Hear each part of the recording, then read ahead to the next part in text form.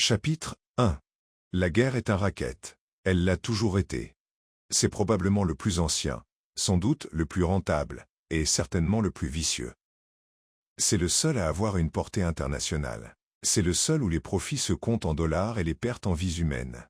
Un racket se décrit mieux, je crois, comme quelque chose qui n'est pas ce qu'il paraît à la majorité. Seul un petit groupe de l'intérieur sait de quoi il s'agit.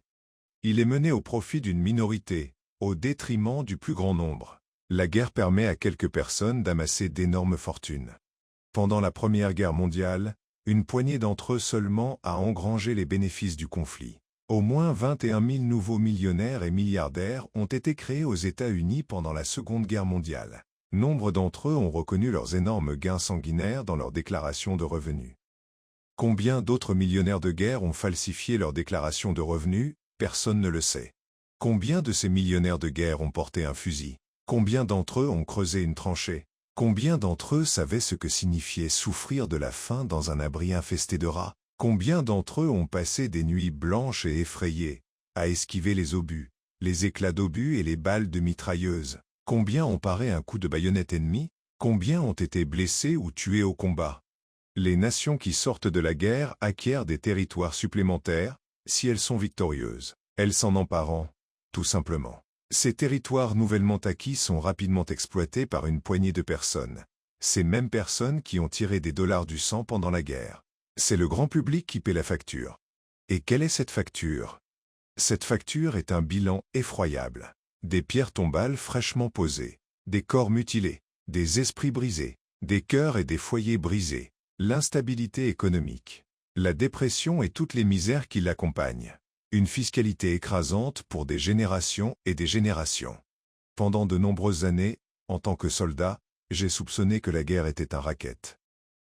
Ce n'est qu'après ma retraite à la vie civile que j'en ai pleinement pris conscience. Maintenant que je vois les nuages de la guerre internationale s'amonceler, comme c'est le cas aujourd'hui, je dois y faire face et m'exprimer. Une fois de plus, ils choisissent leur camp. La France et la Russie se sont rencontrés et ont convenu de rester côte à côte. L'Italie et l'Autriche se sont empressés de conclure un accord similaire. La Pologne et l'Allemagne se sont regardées d'un air penaud, oubliant pour l'instant leurs différends concernant le corridor polonais. L'assassinat du roi Alexandre de Yougoslavie a compliqué les choses. La Yougoslavie et la Hongrie, ennemis acharnés de longue date, étaient presque à couteau tiré. L'Italie était prête à intervenir. Mais la France attendait. La Tchécoslovaquie aussi. Tous envisagent la guerre. Pas les peuples. Pas ceux qui se battent, paient et meurent, seulement ceux qui fomentent les guerres et restent chez eux pour en tirer profit. Il y a aujourd'hui 40 millions d'hommes sous les armes dans le monde, et nos hommes d'État et nos diplomates ont l'audace de dire que la guerre n'est pas en préparation. Bon sang, ces 40 millions d'hommes sont-ils formés pour devenir danseurs? Pas en Italie, bien sûr. Le Premier ministre Mussolini sait à quoi ils sont préparés. Lui, au moins, a la franchise de s'exprimer. L'autre jour encore, le Dutcher déclarait dans Conciliation internationale, la publication du Carnegie Endowment for International Peace, Mussolini pense sans aucun doute exactement ce qu'il dit. Son armée bien entraînée, sa grande flotte d'avions et même sa marine sont prêtes à la guerre, et même impatientes, apparemment. Sa récente prise de position aux côtés de la Hongrie dans le conflit qui l'opposa à la Yougoslavie l'a démontré. Et la mobilisation précipitée de ses troupes à la frontière autrichienne après l'assassinat de Dollfuss l'a également démontré. Il y en a d'autres en Europe dont les rodomontades annoncent la guerre, tôt ou tard. Monsieur Hitler, avec son réarmement de l'Allemagne et ses demandes constantes d'armes, représente une menace égale, voire plus grande, pour la paix. La France a récemment allongé la durée du service militaire de ses jeunes, la faisant passer d'1 an à 18 mois. Oui, partout, les nations campent dans leurs bras. Les chiens fous d'Europe sont en liberté.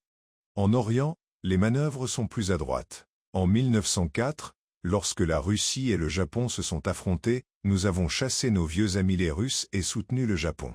Nos très généreux banquiers internationaux finançaient alors le Japon. Aujourd'hui, la tendance est à nous empoisonner contre les Japonais. Que signifie pour nous la politique de la porte ouverte à la Chine? Nos échanges commerciaux avec la Chine s'élèvent à environ 90 millions de dollars par an. Et avec les Philippines, nous avons dépensé environ 600 millions de dollars aux Philippines en 35 ans et nous, nos banquiers, industriels et spéculateurs, y avant des investissements privés de moins de 200 millions de dollars. Ensuite, pour sauver ses échanges commerciaux avec la Chine d'environ 90 millions de dollars, ou pour protéger ses investissements privés de moins de 200 millions de dollars aux Philippines, nous serions tous poussés à haïr le Japon et à entrer en guerre. Une guerre qui pourrait bien nous coûter des dizaines de milliards de dollars, des centaines de milliers de vies américaines, et des centaines de milliers de vies américaines, et des centaines de milliers d'hommes physiquement mutilés et mentalement déséquilibrés. Bien sûr, cette perte serait compensée par un profit, des fortunes seraient faites.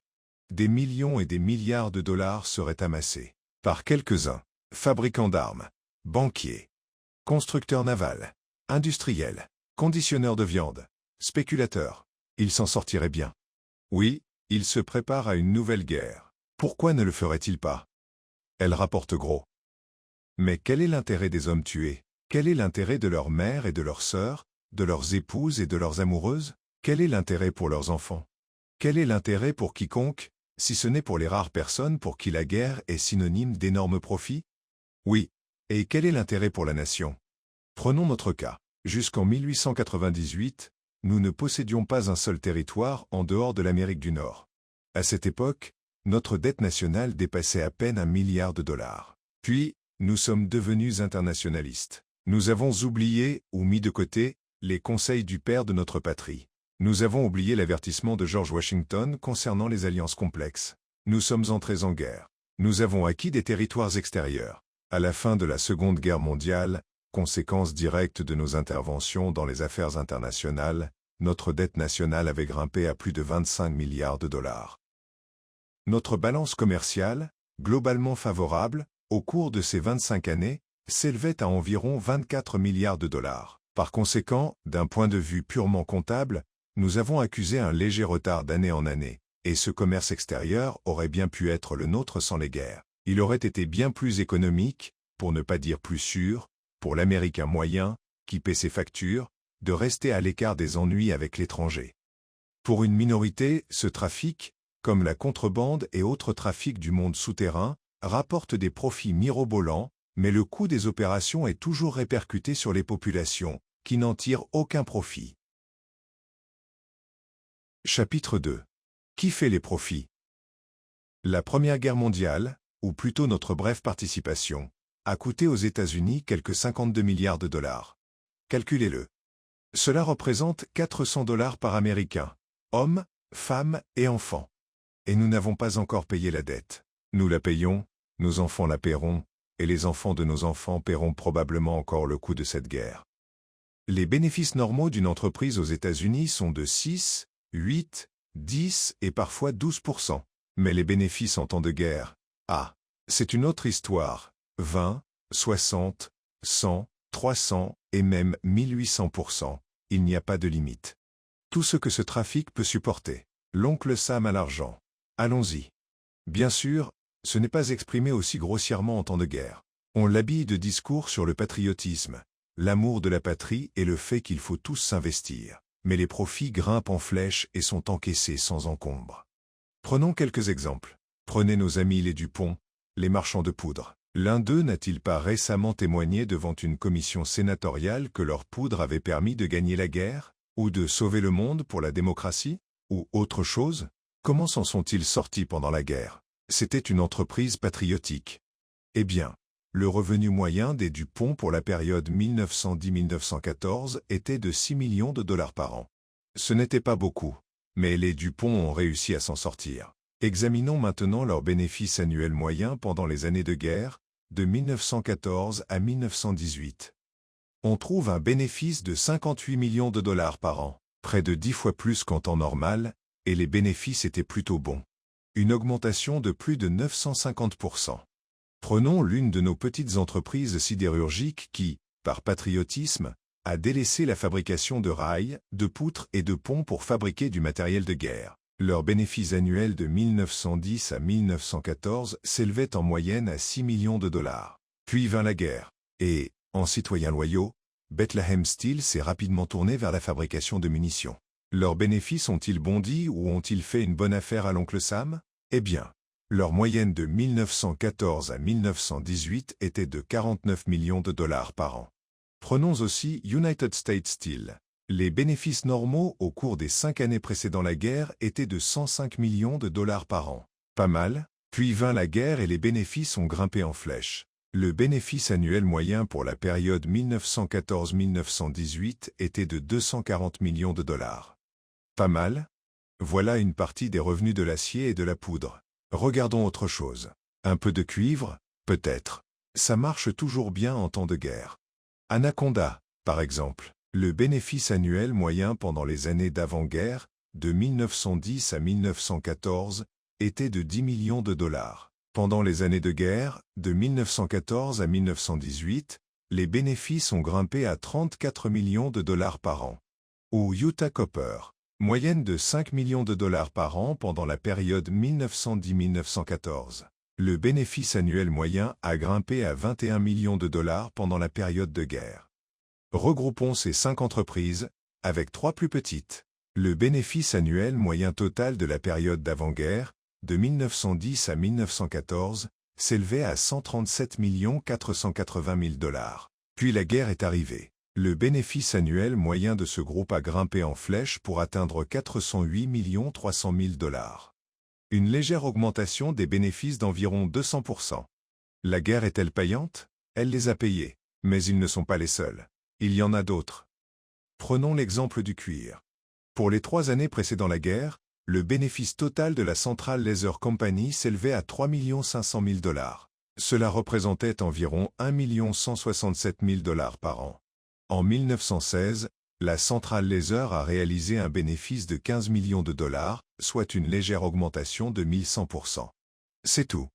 La General Chemical Company a réalisé un bénéfice moyen d'un peu plus de 800 000 dollars par an au cours des 3 années précédant la guerre. Avec la guerre, les bénéfices ont grimpé à 12 millions de dollars, soit une hausse de 1400%. L'International Nickel Company, et il ne peut y avoir de guerre sans nickel, a enregistré une augmentation de ses bénéfices, passant d'une moyenne de 4 millions de dollars à 73 millions de dollars par an. Pas mal? Une augmentation de plus de 1700%. L'American Sugar Refining Company a réalisé un bénéfice moyen de 2 millions de dollars par an au cours des 3 années précédant la guerre. En 1916, un bénéfice de 6 millions de dollars a été enregistré. Écoutez le document du Sénat N-259.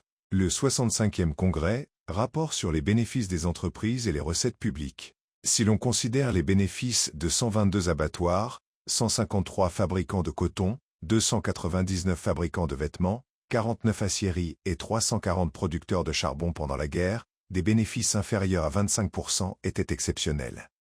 Par exemple, les compagnies charbonnières ont réalisé entre 100% et 7 856% de leur capital social pendant la guerre. Les abattoirs de Chicago ont doublé, voire triplé, leurs bénéfices. Et n'oublions pas les banquiers qui ont financé la Grande Guerre. Si quelqu'un détenait la crème des bénéfices, c'était bien eux. Étant des sociétés de personnes plutôt que des sociétés constituées en sociétés, ils n'étaient pas tenus de rendre des comptes à leurs actionnaires. Et leurs bénéfices étaient aussi secrets qu'immenses. Comment les banquiers ont-ils gagné leurs millions et leurs milliards? Je l'ignore, car ces petits secrets ne sont jamais rendus publics, même devant une commission d'enquête du Sénat.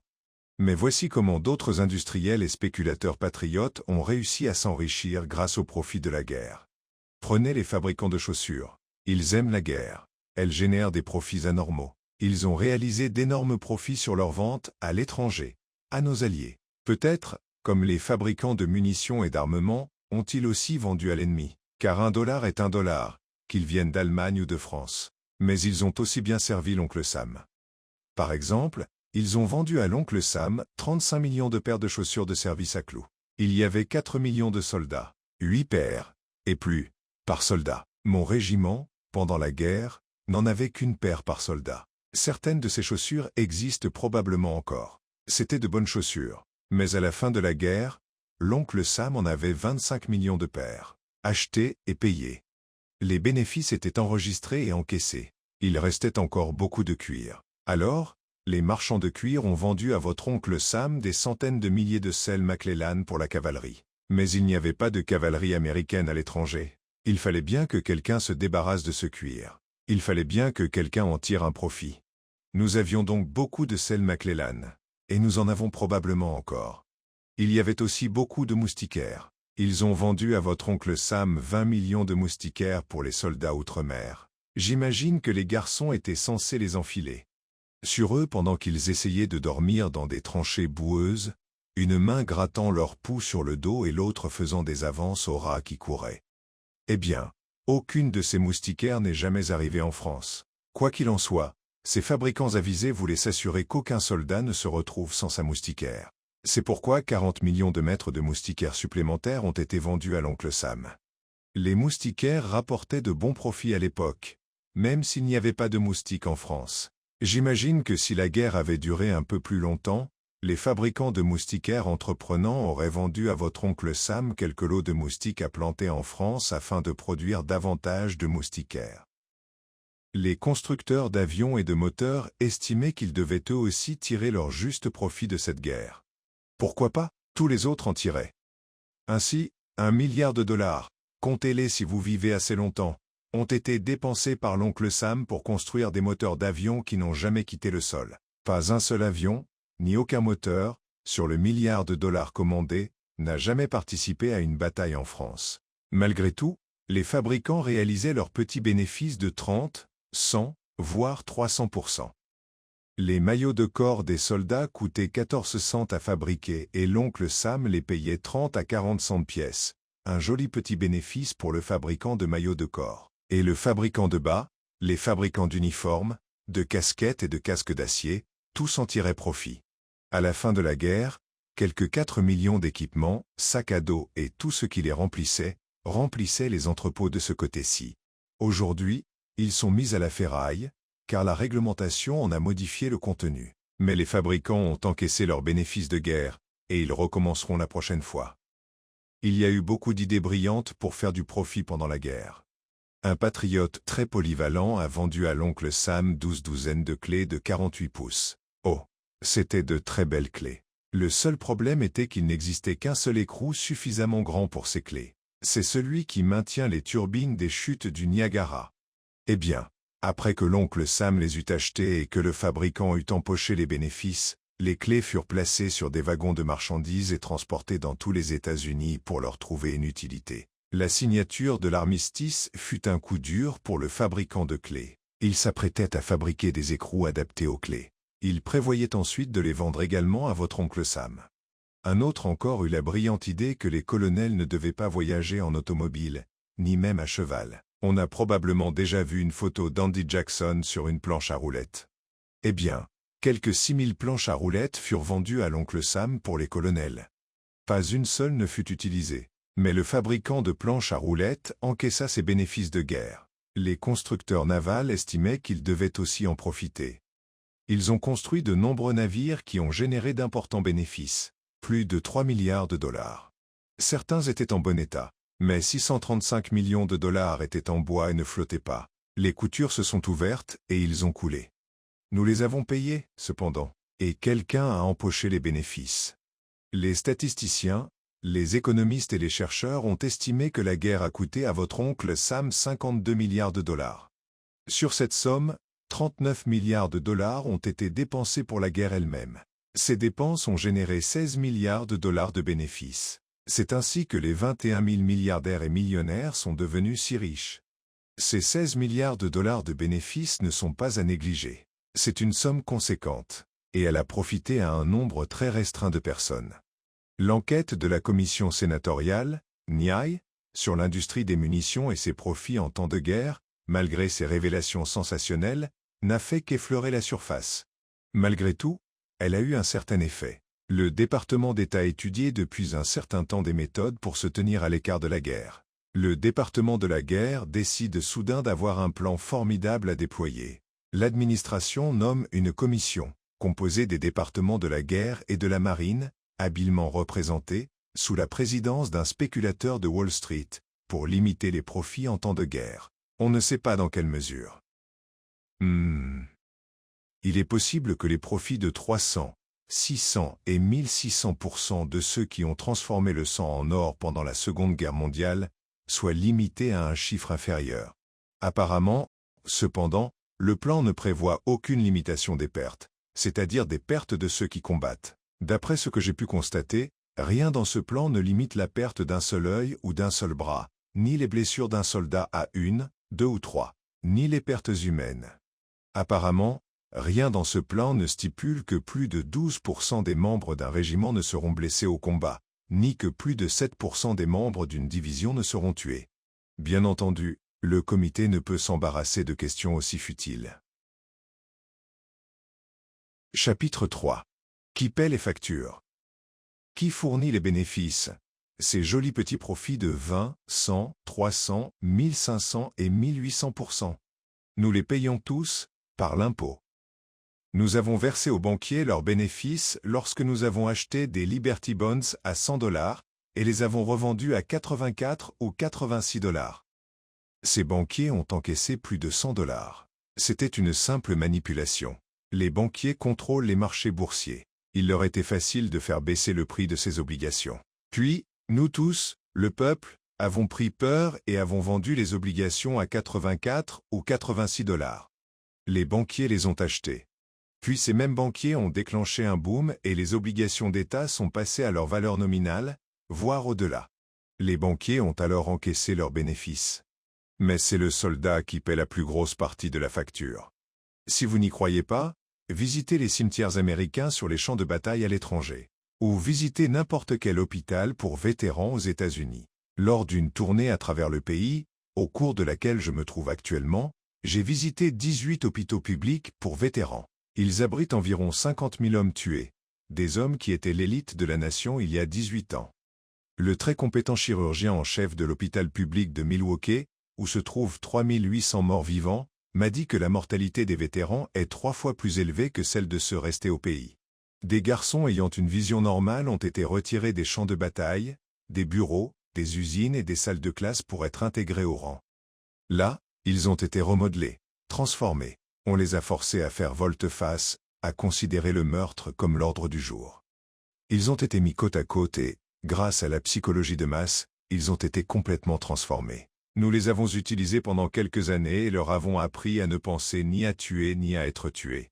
Puis, soudain, nous les avons renvoyés et leur avons demandé de faire un autre virage face. Cette fois, ils ont dû se réadapter eux-mêmes, sans psychologie de masse, sans l'aide et les conseils des officiers et sans propagande nationale. Nous n'avions plus besoin d'eux. Alors, nous les avons dispersés, sans discours de 3 minutes ni défilé. Beaucoup, trop, de ces braves jeunes garçons finissent par être détruits mentalement, car ils n'ont pas pu faire ce dernier virage face seuls. À l'hôpital public de Marion, dans l'Indiana, 1800 de ces garçons sont en prison. 500 d'entre eux sont enfermés dans une caserne avec des barres d'acier et des fils de fer tout autour des bâtiments et sur les porches. Ils sont déjà mentalement détruits. Ces garçons ne ressemblent même pas à des êtres humains. Oh, quelle expression! Physiquement, ils sont en bonne forme. Mentalement, ils sont partis. Il y a des milliers et des milliers de cas de ce genre, et de plus en plus nombreux sont ceux qui arrivent sans cesse. L'excitation intense de la guerre, la fin soudaine de cette excitation, les jeunes garçons ne pouvaient pas le supporter. Cela fait partie de la facture. Tant pis pour les morts, ils ont payé leur part des profits de guerre. Tant pis pour les blessés physiques et mentaux, ils paient maintenant leur part des profits de guerre.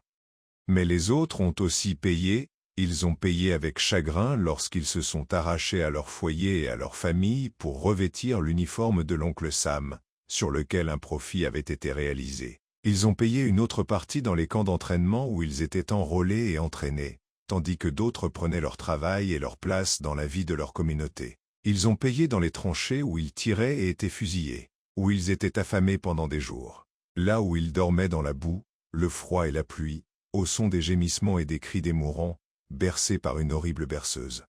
Mais n'oubliez pas que le soldat payait aussi une partie de la facture. Jusqu'à la guerre hispano-américaine, nous avions un système de prime, et les soldats et les marins se battaient pour de l'argent. Pendant la guerre de sécession, ils recevaient des primes, souvent avant leur engagement. Le gouvernement, ou les États, versaient jusqu'à 1200 $ pour un enrôlement. Pendant la guerre hispano-américaine, ils donnaient des primes. Lorsque nous capturions des navires, les soldats recevaient tous leur part, du moins, c'était prévu. Puis on a découvert que l'on pouvait réduire le coût des guerres en récupérant toutes les primes et en les conservant, mais en enrôlant quand même le soldat. Les soldats ne pouvaient alors plus négocier leur travail. Tout le monde pouvait négocier, mais pas le soldat. Napoléon a dit un jour, « Tous les hommes sont épris de décoration. Ils en ont vraiment envie. » Ainsi, en développant le système napoléonien, le commerce des médailles, le gouvernement a appris qu'il pouvait recruter des soldats à moindre coût, car les garçons aimaient être décorés. Jusqu'à la guerre de Sécession, il n'y avait pas de médaille. Puis la médaille d'honneur du Congrès a été décernée. Elle a facilité l'enrôlement. Après la guerre de Sécession, aucune nouvelle médaille n'a été décernée jusqu'à la guerre hispano-américaine. Pendant la Seconde Guerre mondiale, nous avons utilisé la propagande pour convaincre les garçons d'accepter la conscription. On leur faisait honte s'ils ne s'engageaient pas dans l'armée. Cette propagande de guerre était si cruelle que même Dieu y était mêlé. À quelques exceptions près, nos ecclésiastiques se sont joints à la clameur pour tuer, tuer, tuer, pour tuer les Allemands. Dieu est de notre côté. Sa volonté est que les Allemands soient tués. Et en Allemagne, les bons pasteurs ont appelé les Allemands à tuer les Alliés, pour plaire à ce même Dieu. Cela faisait partie de la propagande générale, élaborée pour sensibiliser les gens à la guerre et au meurtre. De beaux idéaux ont été peints pour nos garçons envoyés au front. C'était la guerre pour DER toutes les guerres. C'était la guerre pour un monde plus sûr et démocratique. Personne ne leur a dit, alors qu'ils partaient, que leur départ et leur mort représenteraient d'énormes profits de guerre. Personne n'a dit à ces soldats américains qu'ils risquaient d'être abattus par des balles fabriquées par leurs propres frères d'ici. Personne ne leur a dit que les navires sur lesquels ils allaient traverser risquaient d'être torpillés par des sous-marins construits avec des brevets américains. On leur a simplement dit que ce serait une aventure glorieuse. Après leur avoir inculqué le patriotisme, il a été décidé de les faire participer au financement de la guerre. Nous leur avons donc versé un salaire conséquent de $30 par mois. Pour obtenir cette somme généreuse, il leur suffisait de laisser leurs proches derrière eux, d'abandonner leur travail, de s'étendre dans des tranchées marécageuses, de manger de la saucisse en conserve, quand ils en avaient, de tuer, de tuer, de tuer, et d'être tués. Mais attendez.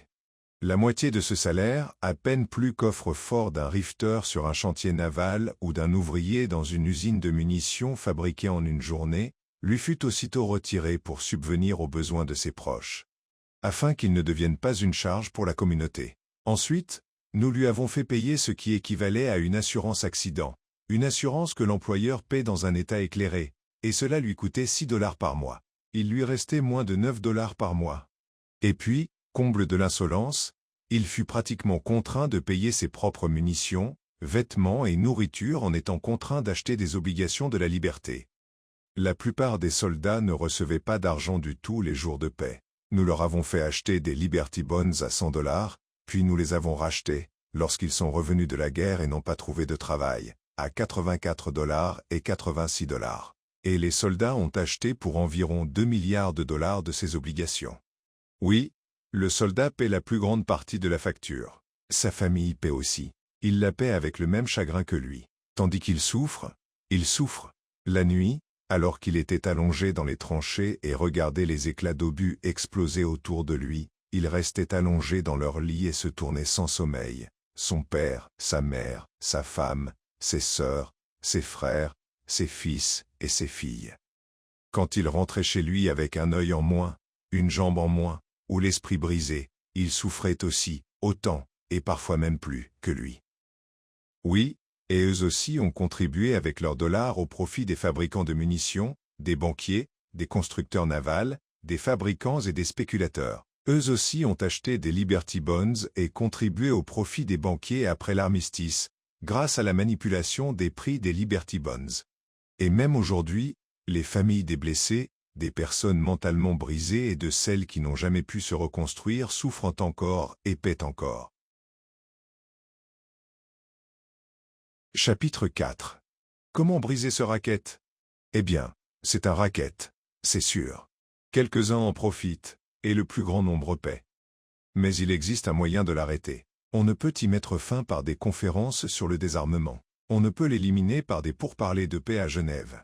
Des groupes bien intentionnés, mais peu pragmatiques, ne peuvent l'éradiquer par des résolutions. On ne peut le briser efficacement qu'en retirant les profits de la guerre. La seule façon de briser ce racket est de conquérir le capital, l'industrie et la main-d'œuvre avant que la virilité du pays puisse être convoquée.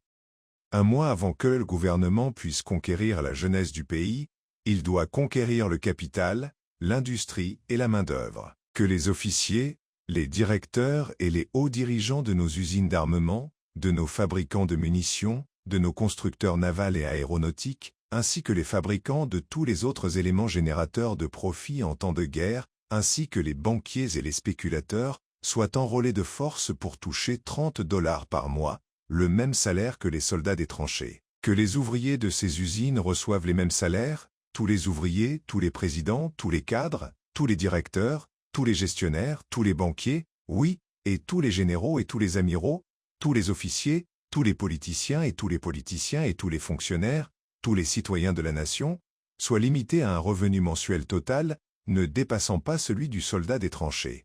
Que tous ces rois, ces magnats, ces chefs d'entreprise, tous ces travailleurs de l'industrie, ainsi que tous nos sénateurs, gouverneurs et commandants, versent la moitié de leur salaire mensuel de $30 à leur famille, souscrivent une assurance contre les risques de guerre et achètent des Liberty Bonds. Pourquoi ne le ferait-il pas? Ils ne courent aucun risque d'être tués, d'avoir le corps mutilé ou l'esprit brisé. Ils ne dorment pas dans des tranchées boueuses. Ils n'ont pas faim. Les soldats, eux, oui. Donnez au capital, à l'industrie et au travail 30 jours pour réfléchir et vous constaterez, d'ici là, qu'il n'y aura plus de guerre. Cela mettra fin aux raquettes de la guerre. Rien d'autre. Je suis peut-être un peu trop optimiste. Le capital a encore son mot à dire. Il ne permettra donc pas que l'on tire profit de la guerre tant que le peuple, ceux qui souffrent et qui en paient le prix, n'aura pas décidé que ceux qui l'élira obéiront à ses ordres, et non à ceux des profiteurs. Une autre étape nécessaire dans cette lutte pour mettre fin aux raquettes de la guerre est le plébiscite restreint pour déterminer si une guerre doit être déclarée. Un plébiscite non pas de tous les électeurs, mais seulement de ceux qui seraient appelés à se battre et à mourir. Il ne serait pas très logique qu'un président d'usine de munitions de 76 ans, le dirigeant imprécis d'une banque internationale ou le directeur louche d'une usine de fabrication d'uniformes, tous ces gens-là, qui voient des profits colossaux en cas de guerre, votant pour décider si la nation doit entrer en guerre ou non, ils ne seraient jamais appelés à prendre les armes, à dormir dans une tranchée et à être fusillés. Seuls ceux qui seraient appelés à risquer leur vie pour leur pays devraient avoir le privilège de voter pour décider si la nation doit entrer en guerre. Il existe de nombreux précédents limitant le droit de vote aux personnes concernées. Nombre de nos États imposent des restrictions aux personnes autorisées à voter. Dans la plupart des cas, il est nécessaire de savoir lire et écrire pour voter. Dans certains, il faut être propriétaire. Il serait simple chaque année pour les hommes en âge de servir dans leur communauté de s'inscrire auprès de leur communauté, comme ils l'ont fait lors de la conscription pendant la Seconde Guerre mondiale, et de subir un examen médical. Ceux qui pourraient passer et qui seraient donc appelés à porter les armes en cas de guerre auraient le droit de voter lors d'un plébiscite limité. Ce sont eux qui devraient avoir le pouvoir de décider, et non un congrès dont peu de membres ont l'âge limite et encore moins sont en état de porter les armes. Seuls ceux qui doivent souffrir devraient avoir le droit de vote. Une troisième étape dans cette lutte contre le racket de la guerre consiste à s'assurer que nos forces militaires soient véritablement des forces de défense. À chaque session du Congrès, la question de nouvelles dotations navales est soulevée. Les amiraux de Washington, et ils sont toujours nombreux, sont d'habiles lobbyistes. Et ils sont intelligents. Ils ne crient pas « Nous avons besoin de nombreux cuirassés pour faire la guerre à telle ou telle nation ». Oh non! Tout d'abord, ils font savoir que l'Amérique est menacée par une grande puissance navale. Presque n'importe quel jour, vous diront ces amiraux, la grande flotte de ce prétendu ennemi frappera soudainement et anéantira 125 millions de personnes. Juste comme ça. Puis, ils commenceront à réclamer une marine plus grande. Pourquoi? Pour combattre l'ennemi? Oh là là! Non! Oh non! Uniquement à des fins défensives. Et puis, soit dit en passant, ils annoncent des manœuvres dans le Pacifique, pour se défendre. Oui. Le Pacifique est un immense océan. Nous avons un littoral immense sur le Pacifique. Nous avons un littoral immense sur le Pacifique. Les manœuvres se dérouleront-elles au large, à 200 ou 300 000? Oh non, elles se dérouleront à 2000, voire à 3500 000.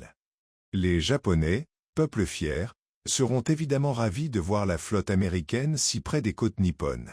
Autant qu'eux seraient les habitants de Californie s'ils apercevaient à travers la brume matinale la flotte japonaise s'adonnant à des manœuvres militaires au large de Los Angeles. Les navires de notre marine, on le voit, devraient être spécifiquement limités, par la loi, à moins de 200 milles de nos côtes. Si telle avait été la loi en 1898, le Maine ne serait jamais allé au port de la Havane. Il n'aurait jamais explosé. Il n'y aurait pas eu de guerre avec l'Espagne, avec toutes les pertes humaines qu'elle implique. 200 milles suffisent amplement, de l'avis des experts, à des fins de défense. Notre nation ne peut pas lancer une guerre offensive si ses navires ne peuvent s'éloigner de plus de 320 km des côtes. Les avions pourraient être autorisés à s'éloigner jusqu'à 800 km des côtes à des fins de reconnaissance. Et l'armée ne devrait jamais quitter les limites territoriales de notre nation. En résumé, 3 mesures doivent être prises pour mettre fin aux rackets de la guerre. 1. Nous devons éliminer le profit de la guerre. 2. Nous devons permettre à la jeunesse du pays, prête à porter les armes, de décider si la guerre doit éclater ou non. 3. Nous devons limiter nos forces militaires à la défense du territoire. Chapitre 5. Au diable la guerre. Je ne suis pas assez fou pour croire que la guerre appartient au passé. Je sais que le peuple ne veut pas de guerre, mais il est inutile de dire que nous ne pouvons pas être poussés dans une autre guerre. Avec le recul, Woodrow Wilson fut réélu président en 1916 sur un programme affirmant qu'il nous avait tenus à l'écart de la guerre et sur la promesse implicite qu'il nous tiendrait à l'écart de la guerre. Pourtant, 5 mois plus tard, il demanda au Congrès de déclarer la guerre à l'Allemagne. Pendant ces 5 mois, on n'avait pas demandé au peuple s'il avait changé d'avis. On n'avait pas demandé aux 4 millions de jeunes hommes qui avaient revêtu l'uniforme et qui avaient marché ou pris la mer s'ils voulaient aller souffrir et mourir. Alors, qu'est-ce qui a poussé notre gouvernement à changer d'avis si soudainement? L'argent. Une commission alliée, rappelons-le, est venue peu avant la déclaration de guerre et a convoqué le président. Ce dernier a convoqué un groupe de conseillers. Le chef de la commission a pris la parole. Dépouillée de son langage diplomatique, elle a déclaré ceci au président et à son groupe. Il est inutile de se leurrer davantage. La cause des Alliés est perdue. Nous vous devons maintenant, banquiers américains, fabricants de munitions américains, industriels américains, spéculateurs américains, exportateurs américains, 5 ou 6 milliards de dollars. Si nous perdons, et sans l'aide des États-Unis, nous devons perdre, nous, l'Angleterre, la France et l'Italie, ne pourront pas rembourser cet argent. Et l'Allemagne non plus. Alors, si le secret des négociations de guerre avait été interdit, et si la presse avait été invitée à assister à cette conférence, ou si la radio avait été disponible pour en diffuser les débats, l'Amérique ne serait jamais entrée en guerre. Mais cette conférence, comme toutes les discussions sur la guerre, était entourée du plus grand secret. Lorsque nos hommes furent envoyés à la guerre, on leur dit que c'était une guerre pour rendre le monde plus sûr pour la démocratie et une guerre pour mettre fin à toutes les guerres. Eh bien, 18 ans plus tard, le monde est moins démocratique qu'alors. De plus, que nous importe que la Russie, l'Allemagne, l'Angleterre, la France, l'Italie ou l'Autriche vivent sous des démocraties ou des monarchies, qu'elles soient fascistes ou communistes? Notre problème est de préserver notre propre démocratie. Et très peu, voire rien, n'a été accompli pour nous assurer que la Première Guerre mondiale était vraiment la guerre pour mettre fin à toutes les guerres. Oui, nous avons eu des conférences sur le désarmement et sur la limitation des armements. Elles ne veulent rien dire. L'une vient d'échouer. Les résultats d'une autre ont été annulés. Nous envoyons nos soldats et marins professionnels, nos politiciens et nos diplomates à ces conférences. Et que se passe-t-il? Les soldats et marins professionnels ne veulent pas désarmer. Aucun amiral ne veut se retrouver sans navire. Aucun général ne veut se retrouver sans commandement. Dans les deux cas, cela signifie des hommes sans emploi. Ils ne sont pas pour le désarmement. Ils ne peuvent pas être pour la limitation des armements. Et à toutes ces conférences, tapis dans l'ombre mais tout-puissants, se trouvent les agents sinistres de ceux qui profitent de la guerre. Ils veillent à ce que ces conférences ne désarment pas ou ne limitent pas sérieusement les armements. L'objectif principal de toute puissance présente à ces conférences n'a pas été de parvenir au désarmement pour empêcher la guerre, mais plutôt d'obtenir plus d'armement pour elle-même et moins pour un ennemi potentiel. Il n'y a qu'une seule façon de désarmer de manière un tant soit peu réaliste. Il s'agit pour toutes les nations de se rassembler et de mettre au rebut chaque navire, chaque canon, chaque fusil, chaque char, chaque avion de guerre. Même cela, si c'était possible, ne suffirait pas. La prochaine guerre, selon les experts, ne sera menée ni par des cuirassés, ni par l'artillerie, ni par des fusils, ni par des mitrailleuses. Elle sera menée avec des produits chimiques et des gaz mortels. En secret, chaque nation étudie et perfectionne des moyens toujours plus terrifiants pour anéantir ses ennemis. Oui, on continuera à construire des navires, car les constructeurs navals doivent faire leur profit. Et on continuera à fabriquer des canons, de la poudre et des fusils, car les fabricants de munitions doivent faire leurs énormes profits. Et les soldats, bien sûr, devront porter des uniformes, car les fabricants doivent aussi faire leurs profits de guerre. Mais la victoire ou la défaite sera déterminée par le talent et l'ingéniosité de nos scientifiques. Si nous les mettons au travail pour fabriquer des gaz toxiques et des instruments de destruction mécanique et explosifs de plus en plus diaboliques, ils n'auront plus de temps à consacrer à la tâche constructive de bâtir une plus grande prospérité pour tous les peuples. En les confiant à cette tâche utile, nous pouvons tous gagner plus d'argent avec la paix qu'avec la guerre, même les fabricants d'armes. Alors, je dis, au merde avec la guerre.